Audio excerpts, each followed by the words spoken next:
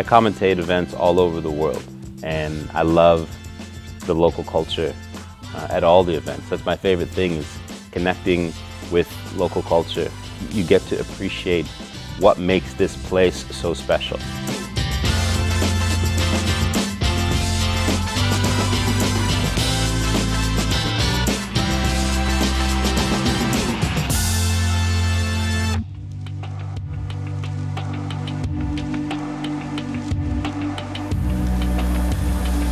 We started the day by leaving the contest area in Belito and going only about 10 or 15 minutes away to the Chief Albert Lutuli Museum.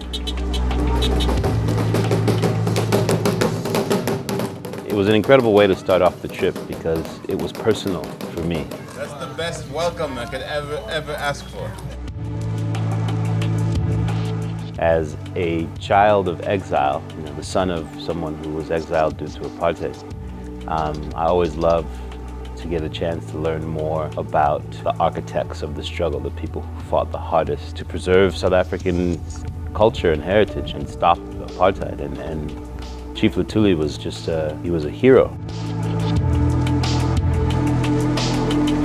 These are all our leaders. I met him to spend time with Dr. Lutuli, with his daughter, to get almost like these similar type kinship experiences in being the children of these freedom fighters. It was really, really, really powerful. It was really powerful, and to show up there at the museum, and the first thing before we got into anything else, to be presented with the culture and have the kids dancing for us in the Zulu tradition, to set the tone for what that day was going to be. I will never forget it. Thank you. Thank you guys. Being able to go a short distance away and go and visit his memorial, on the gravesite, and really appreciate the weight and the power of his life.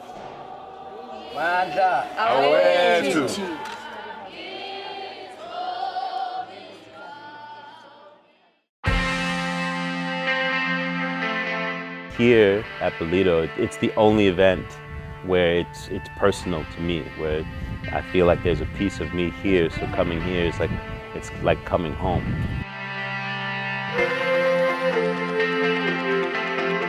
I felt that way when we were at the Kwadukuza pool, at the opening of the swimming pool, the first public swimming pool in that community ever. Listening to the way that the surf instructors and the swim instructors, the way they explained how this pool and these kids having the opportunity to learn to swim in a safe space, how they're going to be able to take those skills, transfer them to the ocean as they're learning to surf now with familiarity and confidence and a sense that they belong in the water, and in turn how that's going to affect their progress into becoming surfers and building their own surf culture.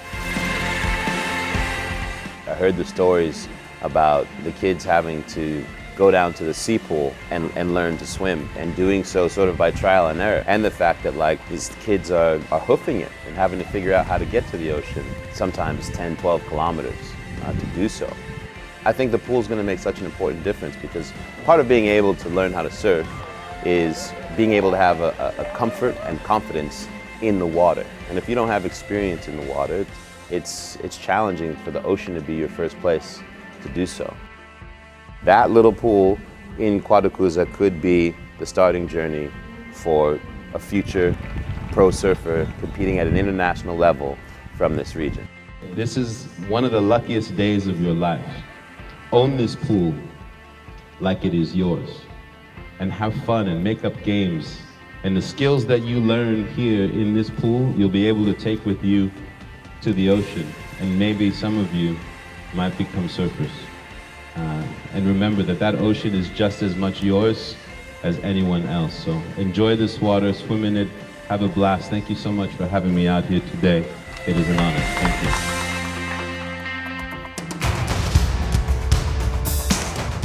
What's incredible about the drive out from Belito to out here deep in KwaZulu-Natal is this transition from the modern world with little hints of Africa to we are in Africa.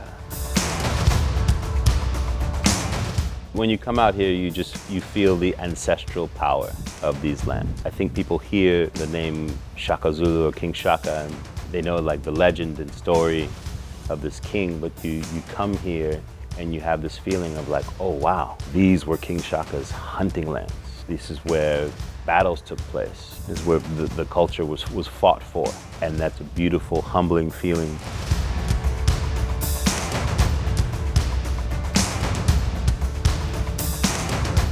You know, to be standing out here in the midst of just the magic of KwaZulu-Natal, and you get up in the morning and you have a magic sunrise and descend into the valley, and next thing you know, you're 15 feet away from a big, massive white rhino.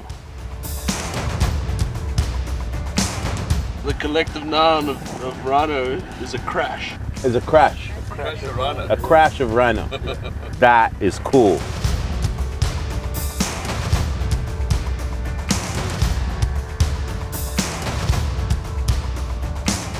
I'm still trying to comprehend where we are right now. It's literally only 2 hours away from the contest site. But to be able to go back with this sort of like context and really understanding and appreciating where we are, the stage that this is taking place, because this is a big contest.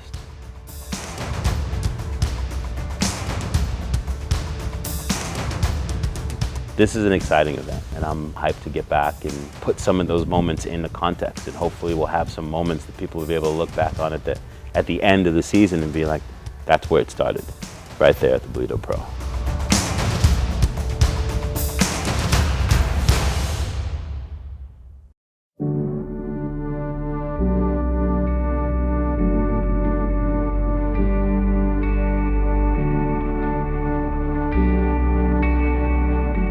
There's no other event or contest that I can go to in the world where I immediately get into this experience and culture that is so much a part of what I'm made up of as a DNA level. Outside of the fact that I'm a passionate, rabid surfer who can't wait to get on the mic and commentate and talk about these kids that are in a quest for aspirations at being on the world tour. To be able to have those two go hand in hand so easily in an event like this is really, really special.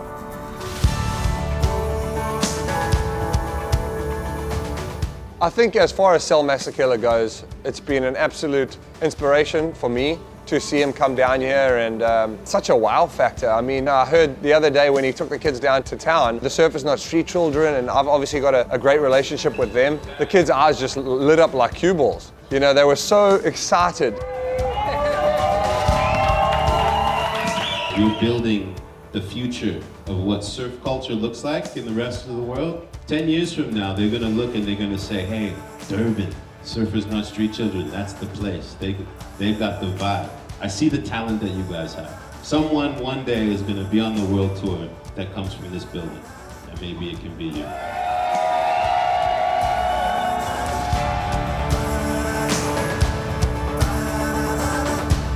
To go to this surf house that is a safe space for children, and to have Tom and these volunteers and these donors provide a platform and a space for these kids to adopt this as a lifestyle that changes their life.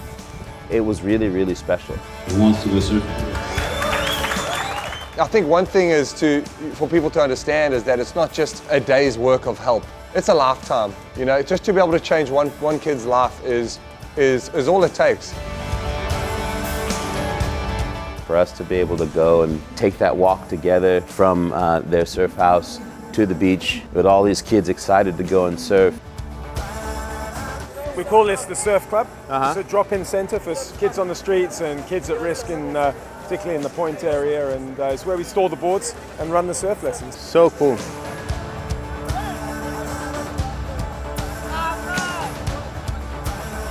That moment when we all jumped off of the pier together, I could feel it. I was filled with like so much appreciation and hope for the future. It was amazing. As soon as we got in the water, it was on.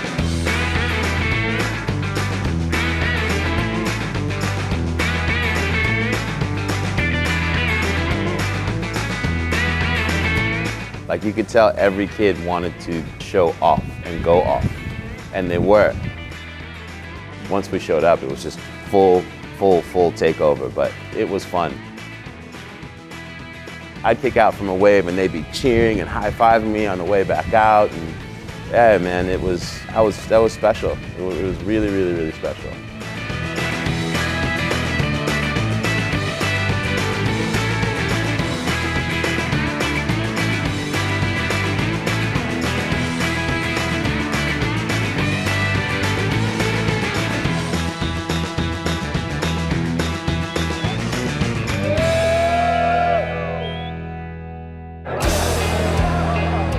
It was a great night, you know, to see the community here in Bolito really come together strong.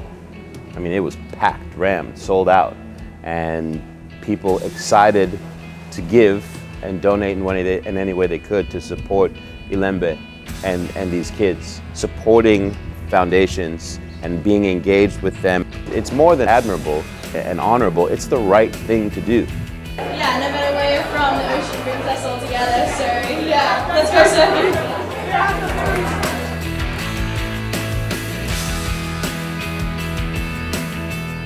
Since we've had this event here, we've used that platform to make sure that we have kids from all within the wards of Kwatuguza. They come to the beach, enjoy the sport. That is it, you are transformed. We're not trying to change people to get them onto the sport, but it's their own, they feel it, they love it. To see the way the culture is being shaped by this next generation of indigenous South African kids, black children who are not surfing because it's a novelty or because it's been donated to them, but because they have embraced it as a part of who they are. Yeah, I think him just being here has really shed a bright light along the community. And yeah, I think there's just really big things to come, and we really appreciate it.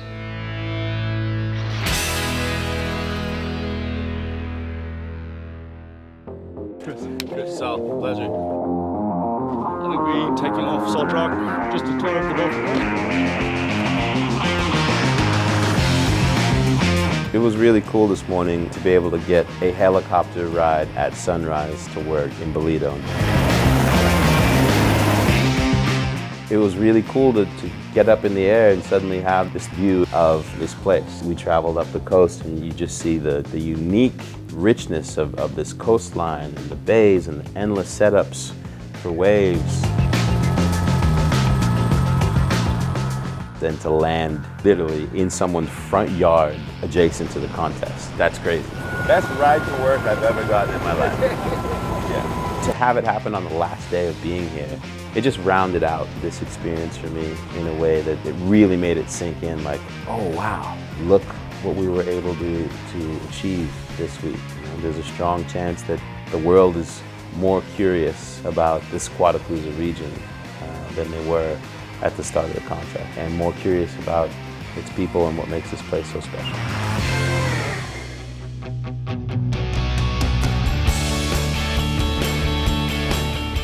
One of the best things about surfing is it's an incredible platform for you to express yourself and who you are. It's what makes watching individual surfers so unique. They're saying who they are in the manner in which they turn and drive down the line and do tricks. I think that these kids, that's distinctly what they're doing. You know, they're doing so in a very, very South African manner. They're like taking their culture and they're throwing it into surfing. And they're saying, hey, this is who we are. This is not something that I'm doing just for fun.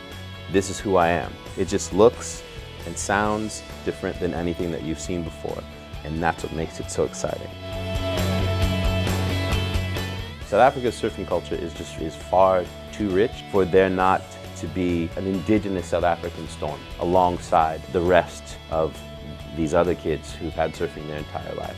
And those two forces to join together as one makes South Africa a very, very difficult force to be reckoned with on the global surfing stage. Those two sides coming together, not being sides and being one, that rainbow nation type of feel, South Africa is going to be a part of influencing world surf culture.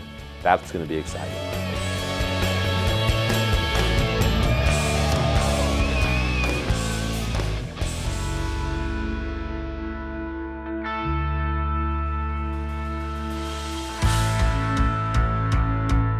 This event has been the most unique for me in my career. I mean, when the organizers of an event have a vision that says, hey, sure, we want you to come and do that thing, but we also would like you to help us tell the story of this place, this region, what it means, who its people are, and what the unique surf culture is to this place. Like, put it into context. Obviously, it's personal to me because I am of South African heritage. And to be able to come here and tell the story of what's happening in surf culture means a lot to me.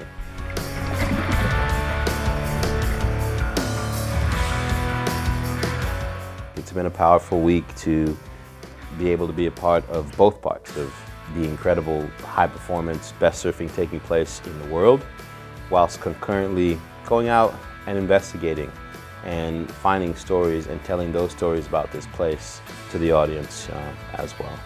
And it's really, really humbling.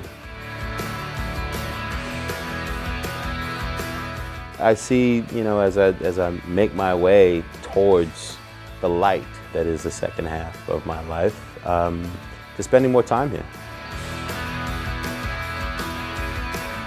I could see the Bolito community being another surfing home for me, of the many that I have around the world, and being able to feel like I can come here and work with these kids on an annual to semi-annual basis. I think it's something that would enrich my life 100-fold, and I look forward to doing so.